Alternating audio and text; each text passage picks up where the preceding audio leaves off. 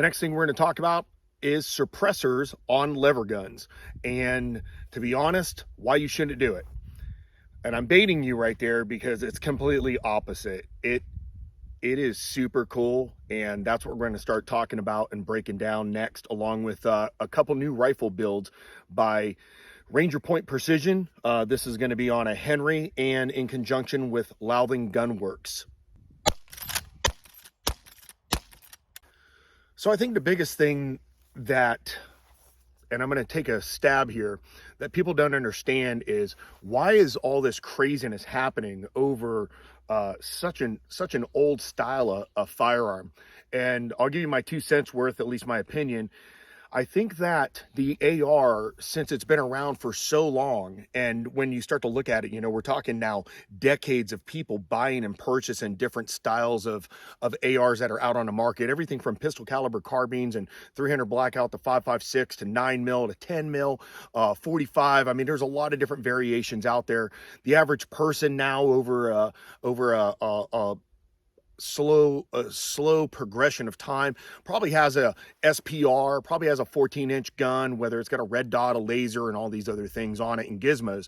And at a certain point, you're kind of looking for the next something sexy, something that's just unusual, that looks cool, that has some form of functionality that you might be able to utilize.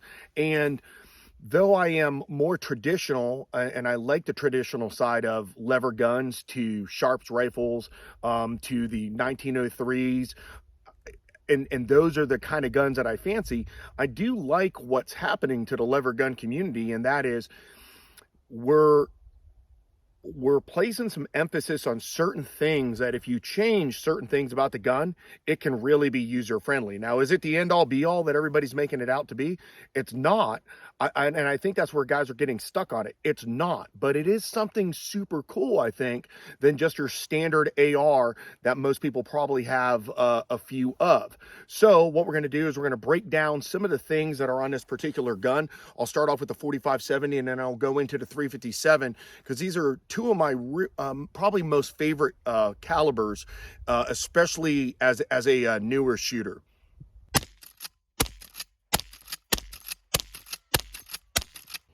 All right, so I'm going to go through these features kind of quick.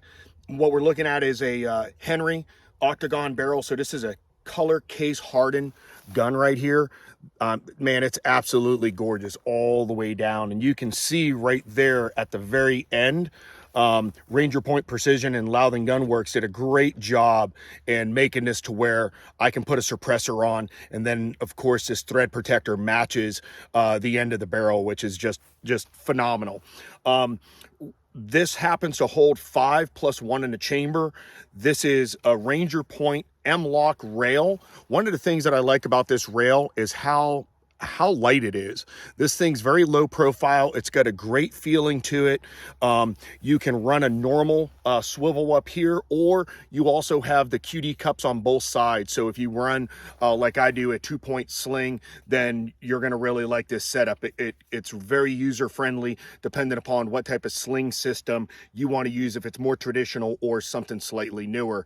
I did ask those guys if they could put in a QD cup in the rear because I like my sling coming up over my back and to the right hand side of the gun. They did a great job on that.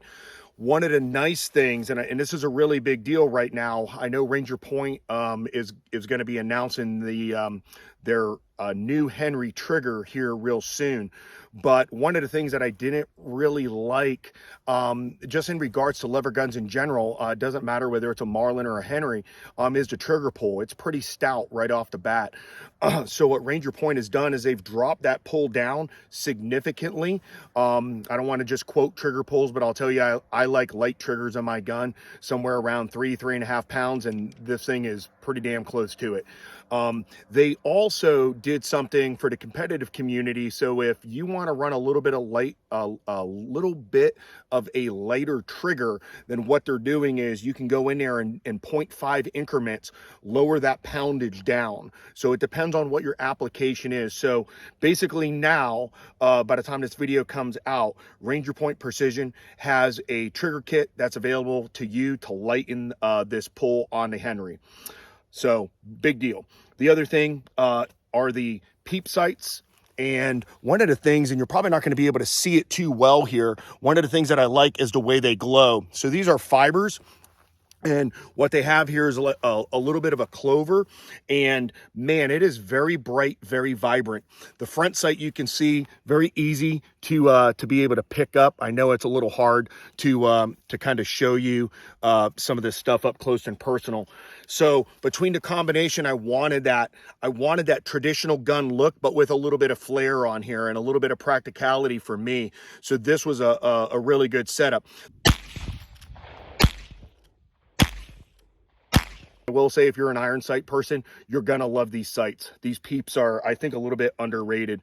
They also have a cool little takedown right here, which is a compass. They have some different things on their website that you can look at, but just a lot of nice features. And then, of course, I can run this suppressed, and we'll go into that in a little bit.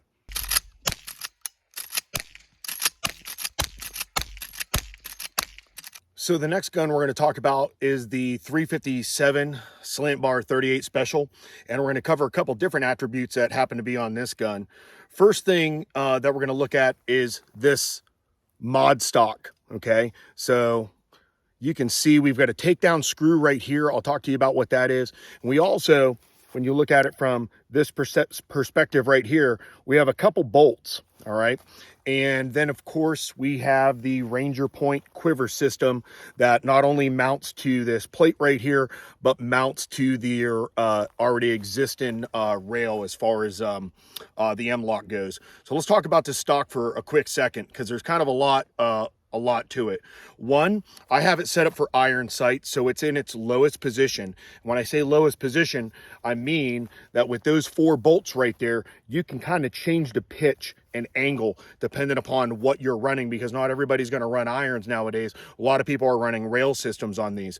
So the first thing you can do is make a slight modification in cant with this mod stock.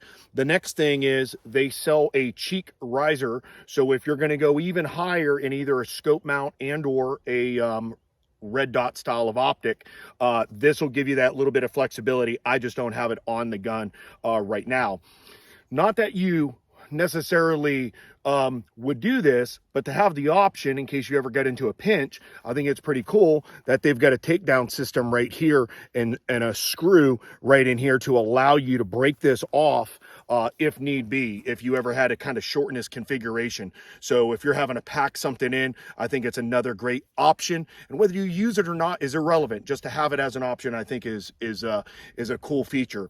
This is their Sniper Gray. So we've got a Sniper Gray rail up forward and a Sniper Gray stock. What they're going to be doing is they're going to be selling these, and I think this is smart, in a couple different configurations. I think it's a Sniper Green, Sniper Gray, and then an FDE, and they're going to be selling them in kits. And I think this is a good option, because for those that don't want to go on a full-on Cerakote job on your gun and then risk like you might change your mind later, I think this is a great way to kind of get into a little bit of a cool color scheme and not have to fully commit. If for some reason you didn't like it, you could always change it down the road later. These quivers, one thing that I like about them is you'll notice at the bottom, the bullet doesn't protrude out of the bottom. So if I throw this thing over a fence post, or if I throw it over a four-wheeler real quick, or I just bagged a gun, I don't have to worry about the shells creeping up and down.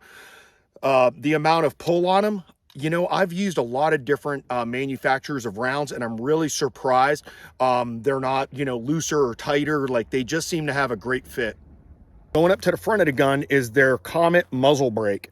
I've run these on other 4570s before. They're outstanding. If you are not going to, let's just say you're not going to run suppressed, you know you're not going to run suppressed, and you're also running a large caliber gun, these brakes really shine. However, if you don't exactly know how you're going to run the gun, then what I would do is I would set yourself up for success, get the Comet muzzle brake, and then what's going to happen is, if you take a look at this, it's going to already be threaded. So you can either run a brake, you can get a thread protector and shoot it clean if you need to. You can have the gun ready to accept a suppressor in the event that you get one later down the road. So this is a great kind of combination between brake, clean gun, and or running suppressed.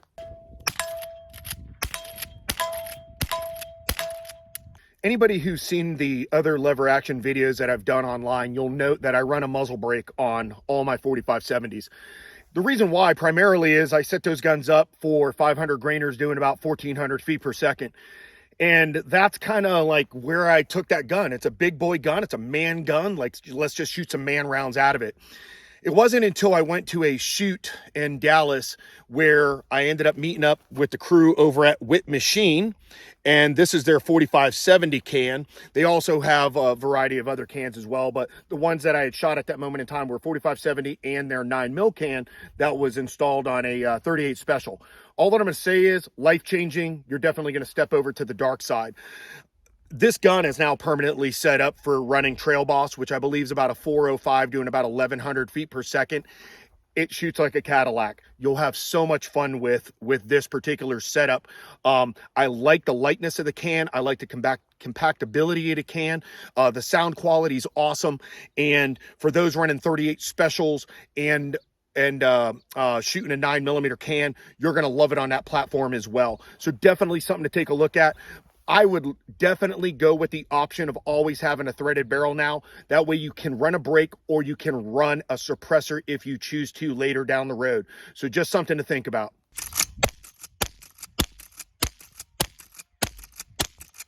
So this suppressor is by JK Armament. They're out of Idaho. Outstanding group of guys. This particular can, one of the things that I like about it, and as a user, is you can choose how many baffles you want to screw in here. So you can work this system and run 4 or 5. I found that 4 work really good. One of the things that I really like is that this is a 9mm can.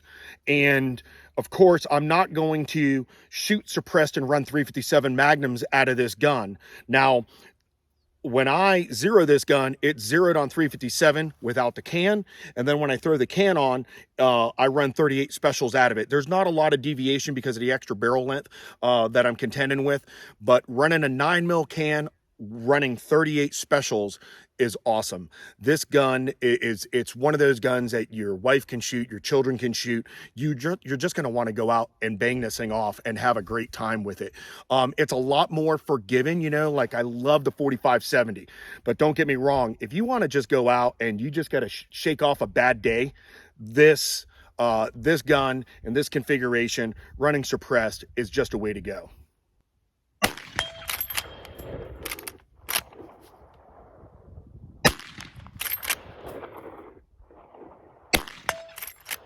I'll leave you guys with this. One of the cool things, since these guns are not going away and are extremely hard to get right now, is companies like Ranger Point Precision making these guns as useful as they possibly can be and trying to make everybody within the community that likes these guns something for them, right? There's something for generally everybody out there. You want to stay traditional? Cool. Just maybe upgrade your sights that came on the gun.